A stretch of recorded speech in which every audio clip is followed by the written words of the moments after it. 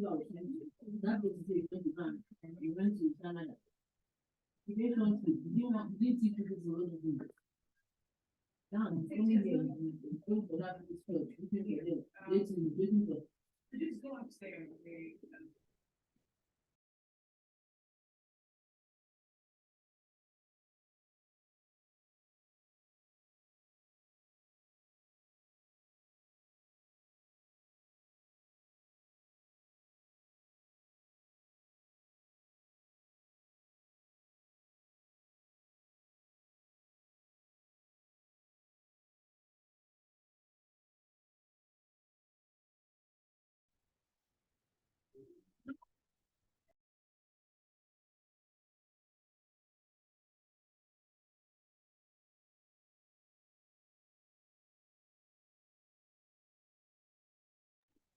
Okay. All right. Thank you, everybody. Welcome, welcome, welcome to our final, yay, Tubman Talk of the school year. And what a way to end it. We have two amazing speakers today, but before I introduce them, we are virtually on York grounds. So I'm going to give the land acknowledgement. Since regardless of where we are, we're virtually at York University. So I'm going to give the land acknowledgement, after which I would introduce our speakers, and then we're going to have two amazing talks today. But before we do, York University recognizes that many Indigenous nations have long-lasting relationships with the territories upon which York University campuses are located that precede the establishment of the university. York University acknowledges its presence on the traditional territory of many Indigenous nations. The area known as Tikaronto has been caretaken by the Anishinaabe Nation, the Haudenosaunee Confederacy, and the Huron-Wendat. It is now home to many First Nation, Inuit, and Métis communities. So we acknowledge the current treaty holders, the Mississaugas of the Credit First Nation. This territory is subject of the Dish with One Spoon, Wampum Belt Covenant, an agreement to peaceably share and care for the Great Lakes region. Welcome, everybody, and thank you all for coming. So today we are going to be having a talk on Public Digital Humanities, an overview of anti-racism recommended readings and film database and the pages of resistance. To give us this talk today, we have Jellisa Ricketts and Bruno Véras. Jellisa is a PhD candidate in social and political thought through the Black Studies and Theories of Race and Racism stream. Her research focuses on spatial theory, architecture, and Black geographies.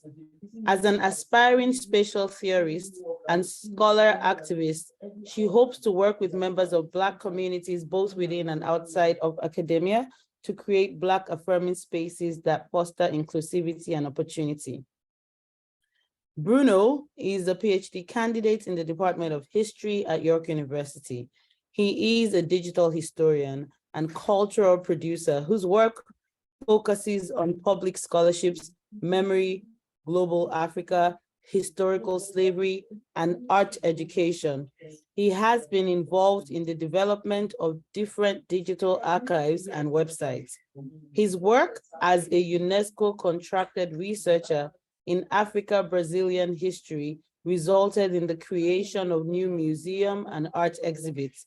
Bruno is also a documentary producer working on art and experimental and creative performances in Brazil, Nigeria, Canada, and Egypt. Thank you very much, Jellisa and Bruno, for agreeing to give us this talk today. So we are going to start with Jellisa. Do you want to take the floor, Jellisa? Sure, yeah. I think, Bruno, did you want to say something first? Yeah, it's just something very quick before we start. Is to state and also thank the Harriet Tubman and York University for the Harriet Tubman seed grant that made it possible for us to work in different public history initiatives with students in Brazil, in Nigeria, in the Middle East. And today is a kind of a wrap up final presentation that we are giving under the scope of the seed grant. That was a joint application by Jellisa and myself, and Jellisa added the application. And today we are finishing up the project. So yes, floor is yours, Jellisa. Great, thank you. So I'm just going to share my screen.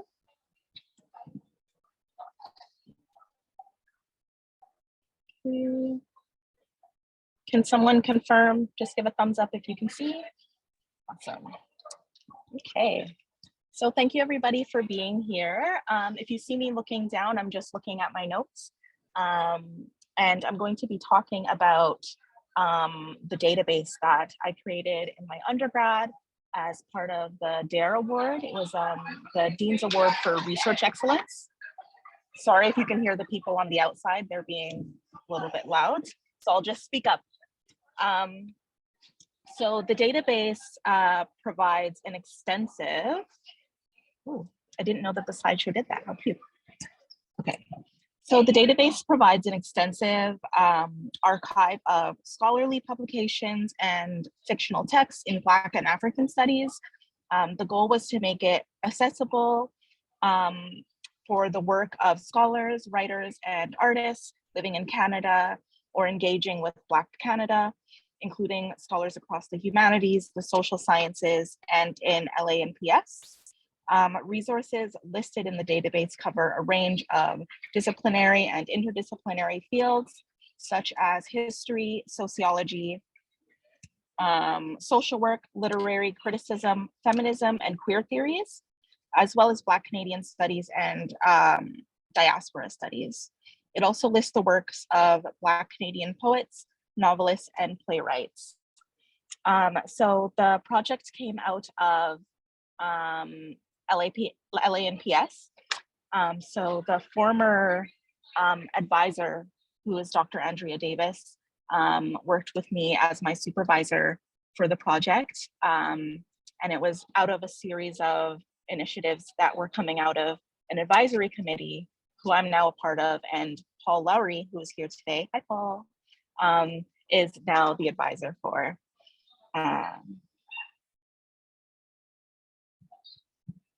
So why a database and why now? So as I said, the database came out of the initiative from LA&PS, but it also came during a time that felt like a global reckoning with the pervasiveness of systemic anti-Black racism and the depth in which its impact can and often does wound both physically and emotionally. Unfortunately, academia is not immune to this type of harm, and we wanted to do our part to try to mitigate some of those harms.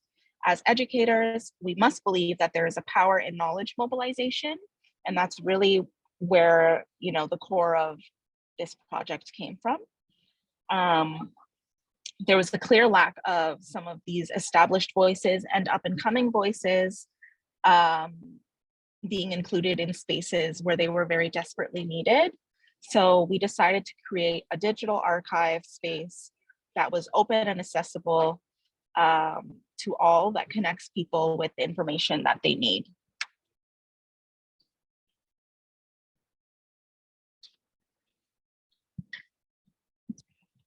And who is the database for? So the database is especially helpful because it makes it easier for students, faculty, and those who are working within the public to identify various resources and materials by artists and scholars in Canada that can help with inclusion, cultural competency, and general anti-racist knowledge, production, and mobilization. So we really didn't want it just to be something that was for students and not something that's just for students at York, but for academics in the broader sphere, as well as people in the general public who may need information regarding to whatever their sector is. So we're hoping that social workers can use the database to find things that can make their work more culturally competent and more trauma informed. Of course, educators who want to make their syllabi more inclusive. So it's not just it's not just for educators who are in Black studies, but say educators who are working in literature or Canadian literature that want to include Black Canadian writers in their syllabi. And then of course, for students who are doing research, again, this is not just for students who are within Black studies, but also students who may be in other sectors who want to include Black thinkers in their work. So for example, if a student is in psychology and they want to do something on the impacts of race and racism, they can look at psychoanalytic theorists like Fanon. Or if somebody is in a field like gender and women's studies, they can have access to writers like Christina Sharp, Dr. Andrea Davis. Queer studies, we have Ronaldo Walcott, so on and so forth. Okay, so how does it work? Some people may be thinking, why not just use Google or just like the library search system? But what's unique about the database is that the contents are all related to Blackness in Canada, and they're actually in conversation with each other. So as you can see, hopefully you can see,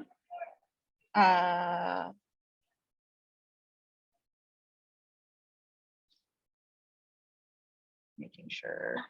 Okay, yeah, as you can see, this is the layout for once you enter the database.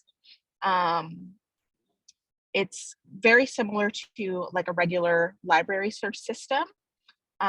You're able to filter out your searches by author, year, and category.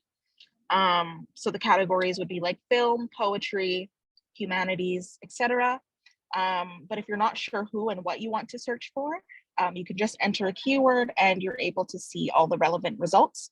So here I just typed in water, for example, and you'll find a collective of resources that are either film, fiction, scholarly work, so on and so forth, that relate to water.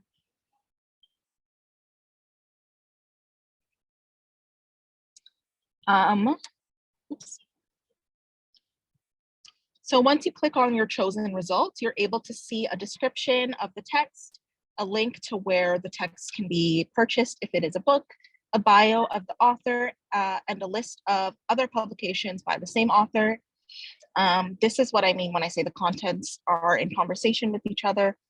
The texts work on a sort of ecosystem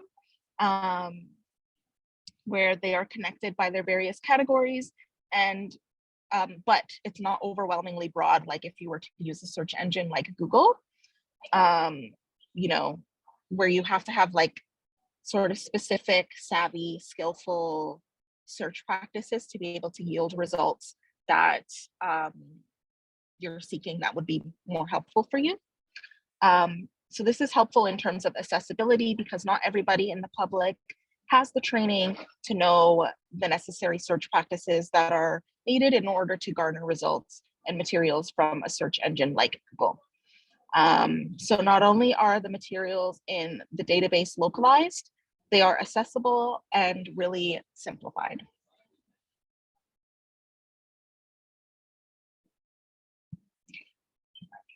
So I'll start talking about the methodology of how we gathered everything.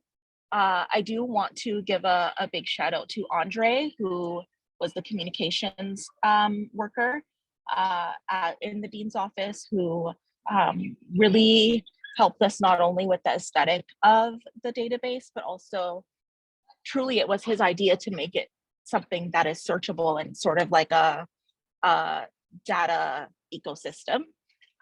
So he really took it to the next level. But gathering the resources took a lot of care and a lot of attention to detail. We wanted to make sure that nobody was left out because despite the exclusion of Black Canadian studies in the broader academic environment, it's actually quite large and expansive.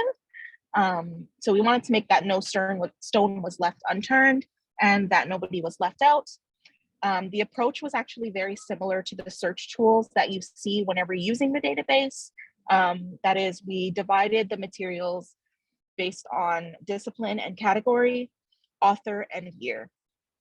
From there, I took my time combing through articles and film productions, scholar bios, and university websites to gather what we have today. We also needed to find out if the materials could be purchased or streamed, which also took a bit of time and care so that users could be directed to a reliable, reputable seller. So basically I gathered that in a spreadsheet, and really all of the search aspects were in different columns of the spreadsheet. And then on the back end, Andre did all of the data science stuff that I unfortunately can't explain because I am not very good at science. I can only do the, searching part of research. So yeah, that's how we got to this point today with the database. And if you want to check out the database, you can go to yorku.ca/labs and addressing anti-Black racism with dashes in between each word. And that's all for me today. Thank you.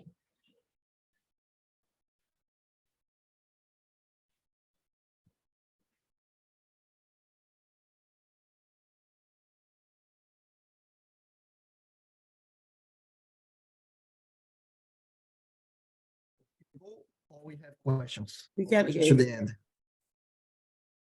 to happen is that you're going to give your talk and then we would now have the question and answer session at the end. Sorry, I didn't hear you initially when you were speaking. So you can unmute and then give your presentation. And then as it's going on, questions and comments would be written down. People would write it down personally and then would ask at the end. Thank you. I'm a real fan of the database that Jellisa just presented, that she built some time ago, and I have questions, but I'm going to save them for later. So let's go for my presentation. Just a second. I have two screens here, so I get a little bit lost, but let me share the screen and we can go. So share. And let me make it bigger. Can you see my screen? Yes, we can. You see my screen properly or in a strange way? It's showing in a strange way, actually. Okay, so I'll do it like this. I don't know how to fix that. So let me make it easier like this. I think it's even better for me. Okay, so following up our talk today, the idea is really to have two different digital humanities and public history initiatives presented. Then we go for a discussion on comparing, thinking about where the methodologies touch each other, but also how conceptually they differ or they are similar. So that's why my title is this one, an overview of anti-racism recommended readings and film database by Jellisa, and the pages of resistance that is a project in a different stage. Jellisa already have like a product to show, and what I have here to present is really a discussion on concept, sources, methods, and aims. And then we can talk more about where it is right now and the future of it. First thing I would like to do is actually like to tell you how this presentation is going to be divided. I'm going to do this introduction, then I'm going to explain the historical context in West Africa and Brazil. That explains how this project and why this project came about, the main sources, parallel sources to the context, methodology, the project history, and the concept and the aim. And I want to highlight the presence of Marianne Elzeni.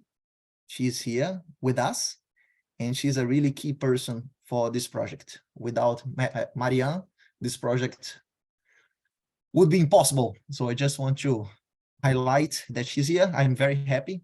She's not here in Canada right now. She's in Qatar. But actually tomorrow we'll have a meeting to talk more about it.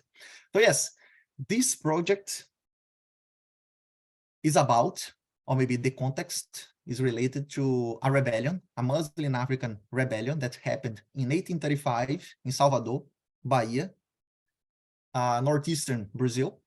And this rebellion was known as the Malay Uprising, the Malay Rebellion. Malay was the Yoruba name in Brazil for Muslim people. And this rebellion was huge. I have some sources and images to show you, but some historians, they state that this rebellion was like seconded only by the Haitian Revolution. If you think about the importance of this rebellion for Atlantic history and African resistance in the Americas. The Pages of Resistance project is a multilingual digital humanities and public history initiative that's supported by the Center for Research on Latin America and the Caribbean, CERLAC, and the Harriet Tubman Institute at York University, Canada.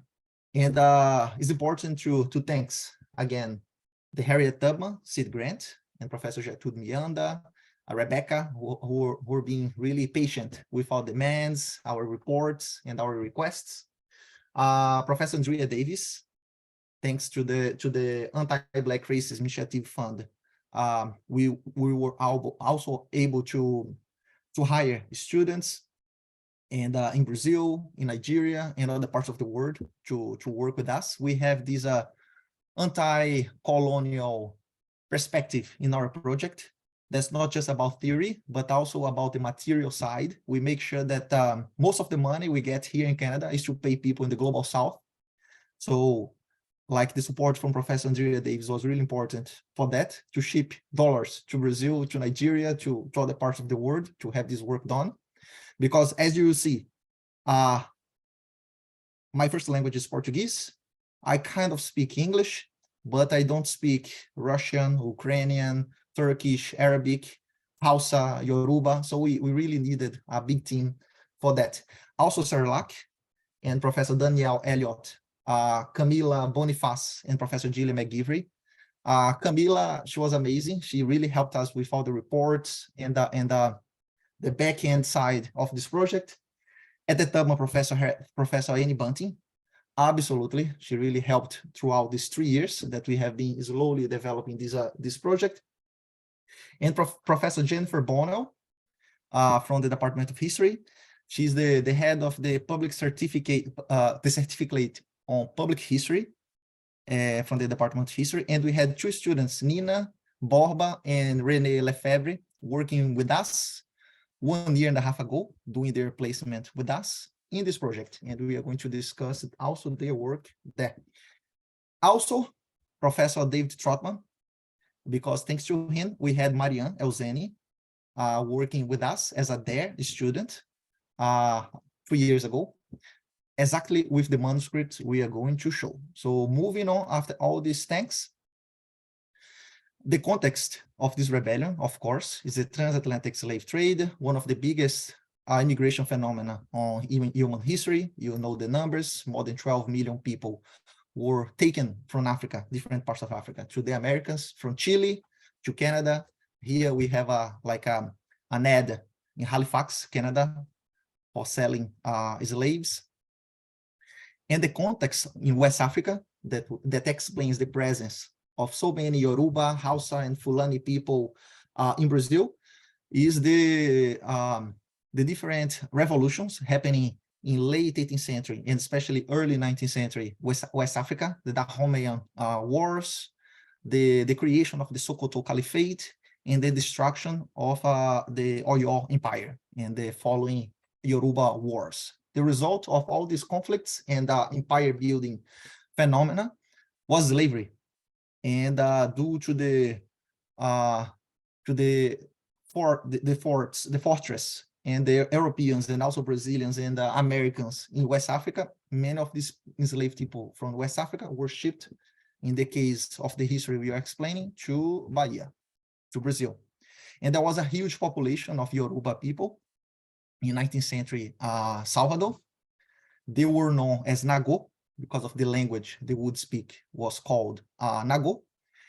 And this population in Bahia, the province of Bahia, was constituted by Orisha worshippers, but also many Muslim people that were caught in the wars that I just described, the Sokoto Caliphate and the destruction of the Oyo Empire, and taken to Bahia. Let me show here on the map. I'm talking about this region here. I'm from Pernambuco, and the province of Bahia, Salvador, is right here. Was the second most important city in Brazil during the 19th century. And the Malay uprising. Let's just move this little square right here to the bottom, and I think you can see better these sources. This is an amulet produced by Amalan, an Alufá, in Bahia. This is in the state archive. And this is the police trial of one of the rebels in 1835, a Yoruba man called José Nação Nagô. So yes, this rebellion happened between the 24th and 25th of January 1835. That was the last day of the Ramadan, and also matched a celebration, a Catholic celebration for Nossa Senhora da Guia. And more than 600 Africans broke out in the city, trying to free one of their leaders that was in the prison, Amalan. And the rebellion took over about, I don't know, a huge part of the city. And also the persecutions and the following trials. The coverage from the press of the rebellion was also huge in Brazil, in the Americas, in Europe, in different parts of the world, as we were able to figure it out. And the historiography also points to this fact. Because as we were able to see in some of these press, they were afraid of a continental Haiti happening in Brazil after this, with this rebellion and coming other ones throughout the 19th century. Maybe just for you guys to understand more about what I'm talking about in a visual way, there was a movie that I worked as a historical consultant. Let me get to this movie to show you just a short piece of it. Oops, what is it? I think I have to click on the link because I missed the link. Yeah.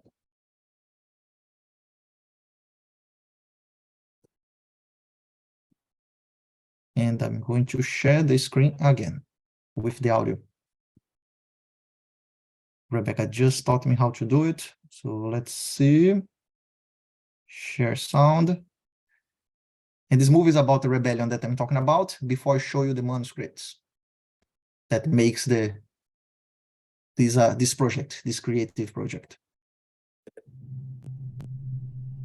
Ó povo do livro, comprometamo-nos a não adorarmos senão Allah.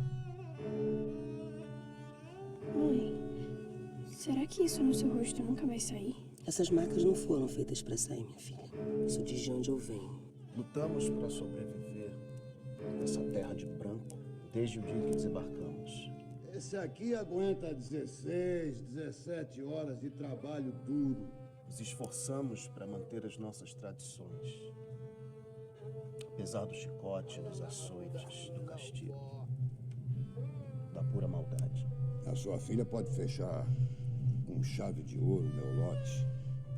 E olha que ainda nem virou moça, né? É hora de reagir.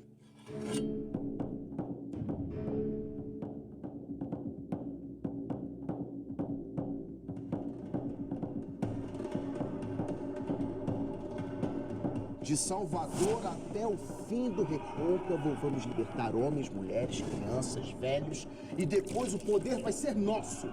Eu queria te dar o maior presente que alguém poderia ter. Vá e seja livre. Mas aqui em Salvador não vai ficar um para contar a história. A Bahia vai ser muçulmana. A Bahia vai ser Imalê. O delegado já sabe da nossa rebelião. Eu precisava salvar minha filha, Vitória, você sabe. Você é uma Imalê.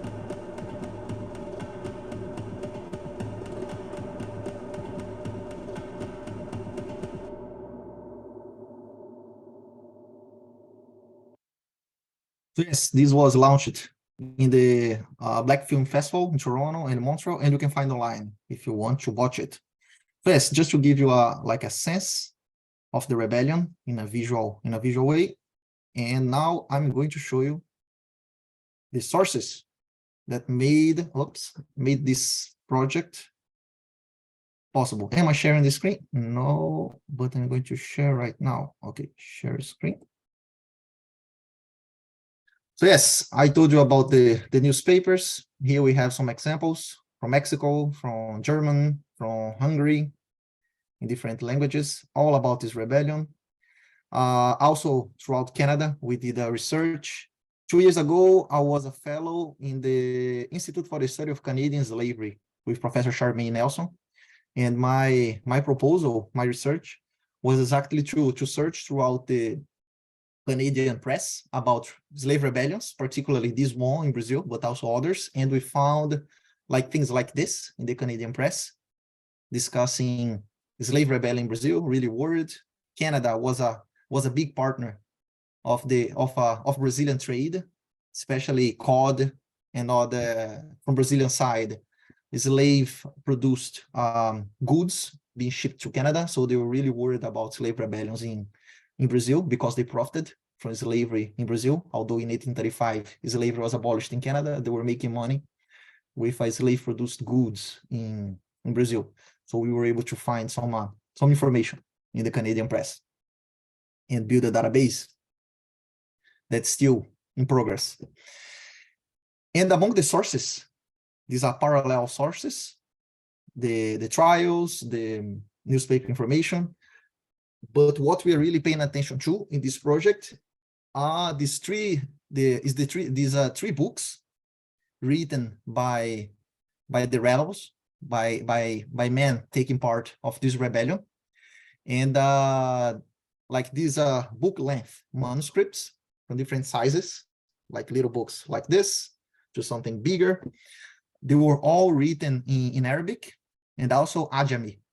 That is the use of Arabic scripts to write West African languages. In this case, especially Hausa, later on Yoruba, Fulfulde, and many other different languages. So these three books, manuscript books, they have things written in different languages using Arabic scripts.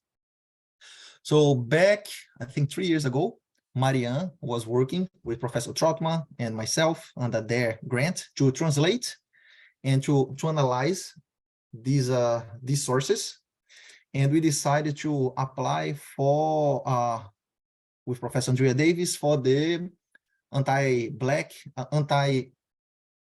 Racism Initiative Fund. And we were able to organize this workshop series that I'm just showing you here, the report with different scholars from Japan. Oh, Maria is here moderating, from Mali, USA, from German. And we had these talks that really supported the creation of this initiative. They provided us with knowledge and network to work on that. And we were able to digitize and have support to digitize these three manuscripts that are actually, one of them is in France, in Le Havre, in northern France. The other one is in Porto, in Portugal, and we also got this digitized.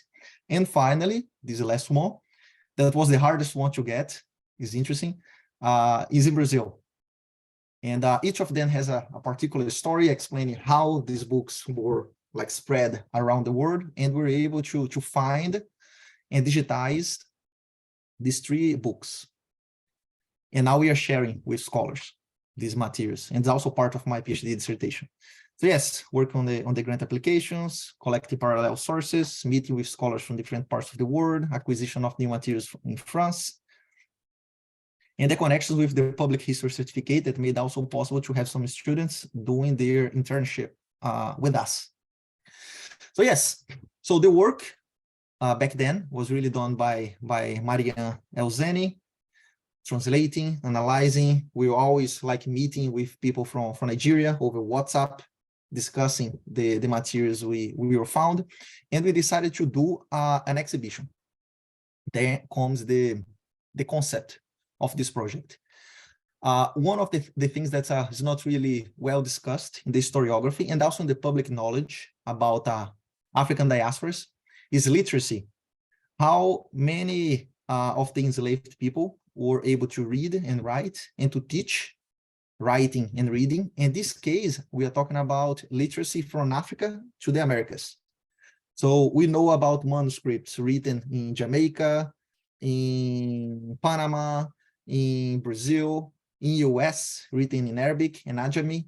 And the idea is not just to collect and analyze them, as the historiography has been doing, but also bring that to the public, curated properly, as a way to help people to deconstruct stereotypes about African diasporas and African culture in the Americas. And I think this element is really important because tell us a lot about resistance, spiritual resistance, education, and community, because the owners and also the writers of those books, they were enslaved people, but they kept libraries, they kept writing, they kept teaching how to read and write the Quran by heart, you know.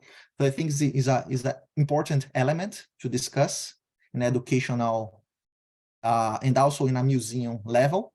And we decided to acquire the sources, to curate content and analysis for a public audience of these sources in different languages. So we got to translate these materials to Portuguese, to English. We are still finishing a few other pages because we got them like digitized not long ago. Portuguese, French, Spanish, Portuguese. And we are producing content about each page. So I can show you here a little bit about how the work is being produced, analyzing the marks, the Quranic meaning of what we have been reading and discussing, the magic meaning of some of the symbols. And the idea is to create a traveling exhibition. We already have a plan about the materials, the design, how we are going to do that. And the idea is to have this launched in the future.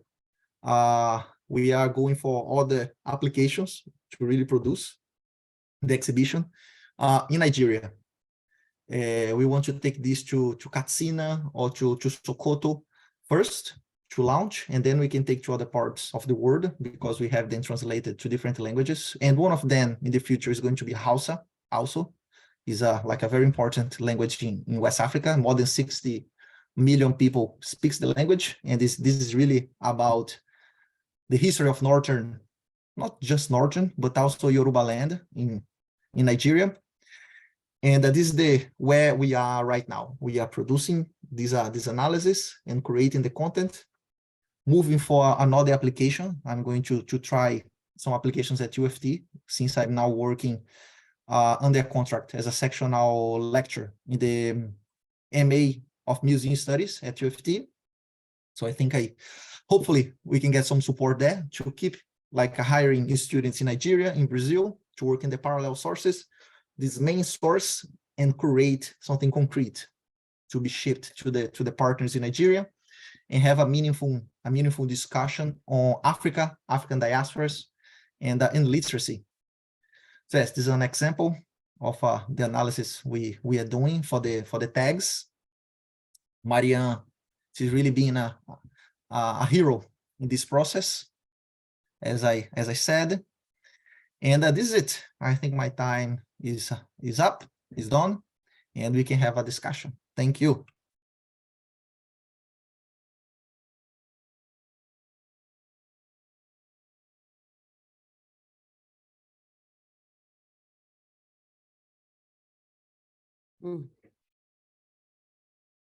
Thank you very much.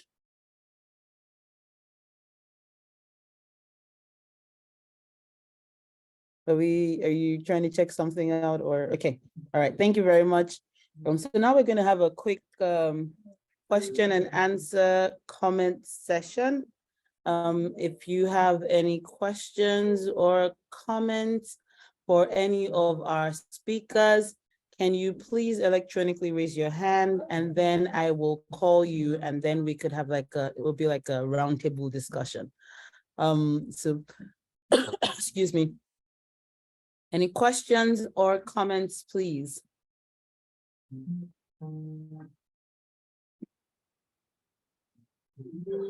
Let me change the view so that I can see everybody. Okay, all right. Can you please raise your hand if you have any questions or comments for our speakers? I'm trying to figure it out how I can raise mine because I have a question for Jellisa.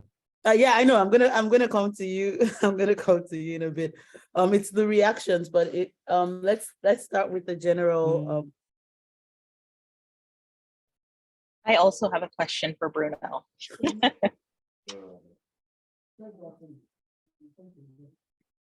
Any questions or comments, please?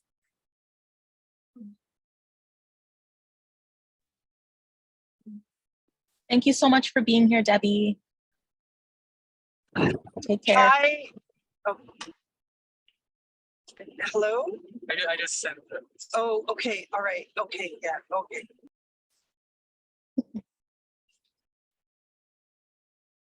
Okay, so we have a few people who are running. Okay. All right. So we're gonna start with Bruno. Yes, quick question. So yes, thank you, Jellisa, for the presentation.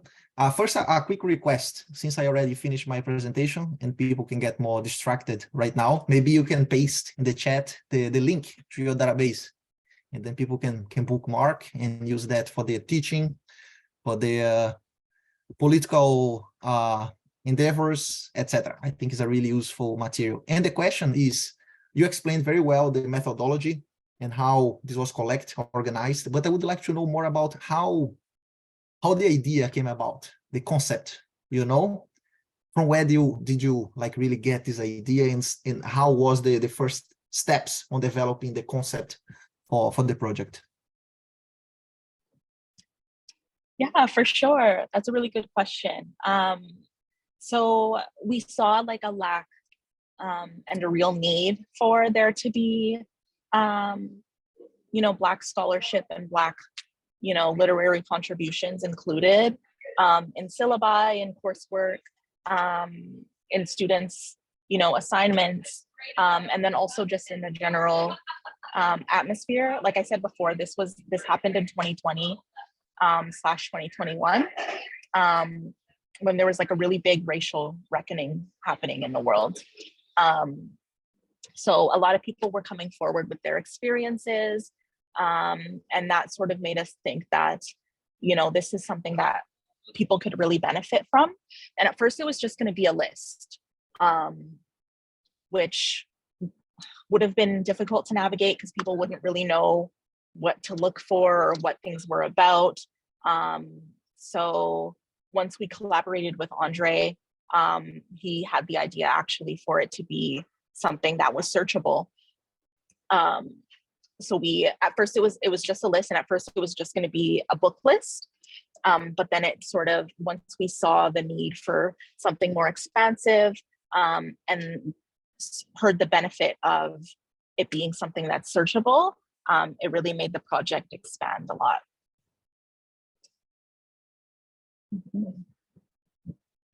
Thank you.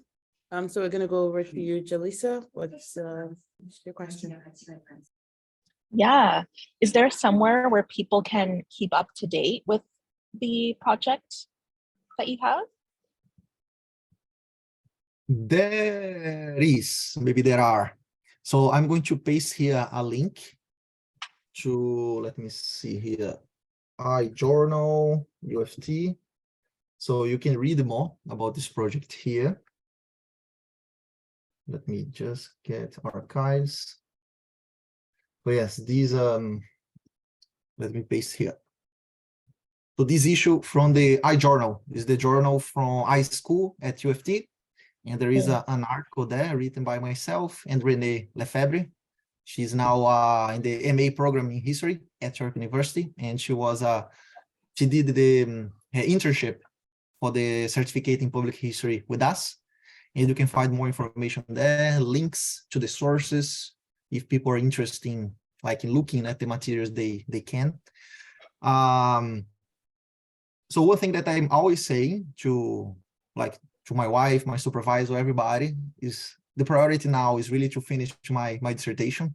It's already due to finish that. These sources, they are also part of my the formal research for the PhD. But at the same time, I'm also really always excited with these museum activities and public history initiatives in educational level. So we are always applying and doing things around that. Right now, we don't have any digital environment to host the exhibition, because they used to have these multimedia to have the physical exhibition curated using Verglass and other materials for the manuscripts. But we also want to have QR code, because helps with helping people with disabilities to access the content, and also to expand the information using the cell phone, etc. So we really want also to have an online environment for the exhibition. But right now we don't have, because we don't have funds. We are still going to go for other applications, and we don't have time right now. Marianne and I, we are working now in an article to be published in the Oxford research encyclopedia. So we also paused in this side, but in the future we will have a special website for the exhibition that's going to be traveling around in these different languages. Thank you for the question, Jellisa. That's amazing. And I have one more question. What has it been like collaborating with people on a transnational level? Really illuminating, I would say, not just for the, let's say, for this public side of the research, the exhibition and the curation process, but also for on the level of the formal research itself. I will give you an example. We had selected, the concept is to have 5 pages of each manuscript. We kind of went through a process of picking the 5 most relevant pages with more meaning, like magic meaning, religious meaning, things that we were able to see of personal histories.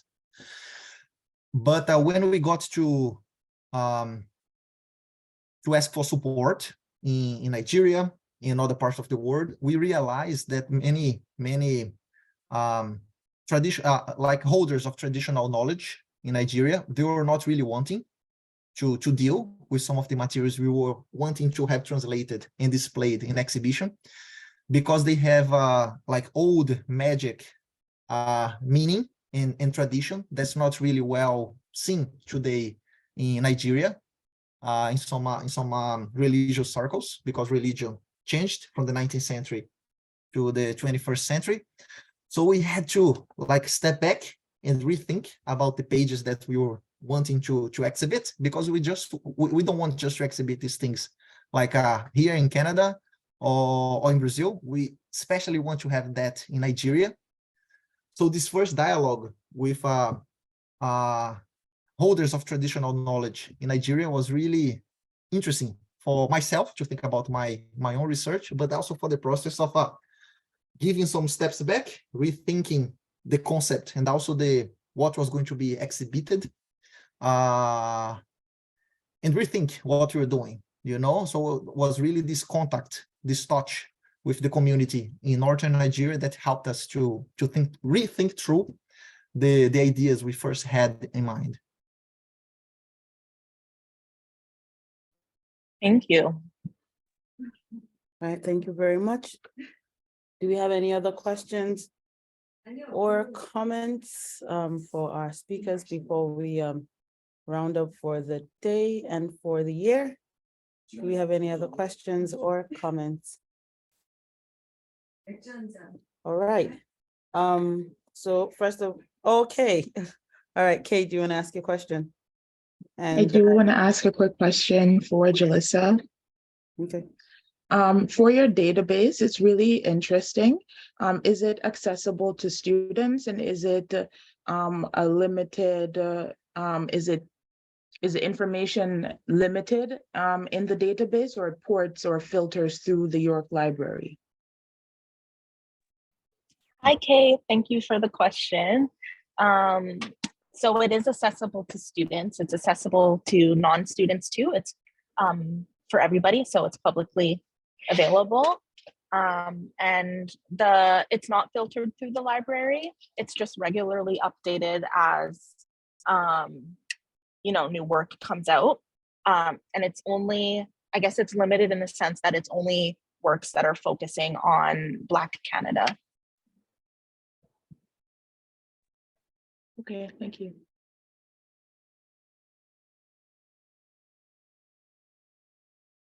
Speak up, please. Hi, thanks to the wonderful speakers that we had today. My sincere apologies. I did join a bit late and then caught mostly of Bruno's presentation. And so I was wondering if Bruno could take a bit of some time to walk us through his research process. And I ask this because I'm familiar with the area where or the region in which his primary focus of research interest was. And I think I'm just fascinated to hear some of the pivots or some of the things that he had to take into consideration while doing the work. I do apologize if you covered this earlier, but that was something I was interested in. Thank you.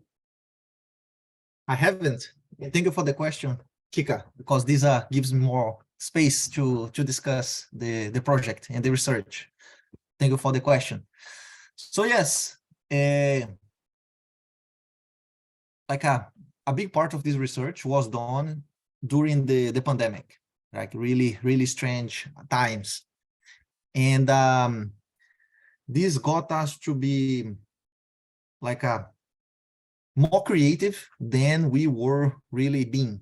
This is a student-led project, so we have like limitations on the amount of funds we can go for and apply.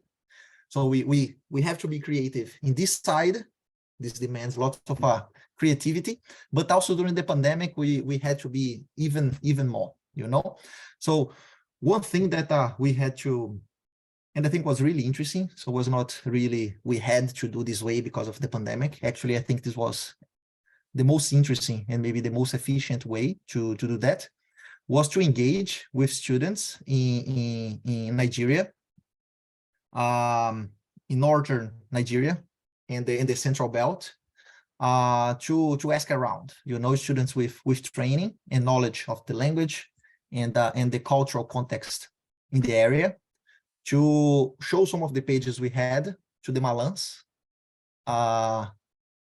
that I called like the holders of traditional knowledge, Islamic knowledge in the Hausa region of Nigeria, and get feedback from them about the meaning of what we were presenting then, these materials produced in Brazil, in 19th century Brazil, Bahia. Also contacting scholars, thanks to Marianne's network in the University of Sokoto, in the Plateau region, in Katsina, especially in Kano, where I have good friends. So we had like different WhatsApp groups with community people from Nigeria, with scholars from Nigeria, from Niger, from the Middle East, also to ask about the style and the manuscript. So it was a really interesting process where social media and WhatsApp and networking made this made the project possible. I don't speak the languages. The Brazilian context is also not really well studied in Nigeria. Linguistic phenomenon is also something that a scholar from Japan were able to help us with. Codicology, another scholar in German. So it was really like a group process, a group kind of work that would be impossible to do without WhatsApp, social media, digital interaction. and I would say friendship and also goodwill, you know, to make this project possible. That one day we will have displayed around West Africa, Brazil, and here in Canada too.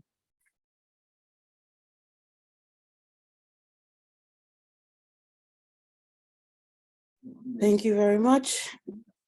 Do we have anybody else who wants to ask a question before before we round up? Okay. All right. Thank you very much, Jellisa. Thank you very much, Bruno, for the amazing talk and presentation of your research.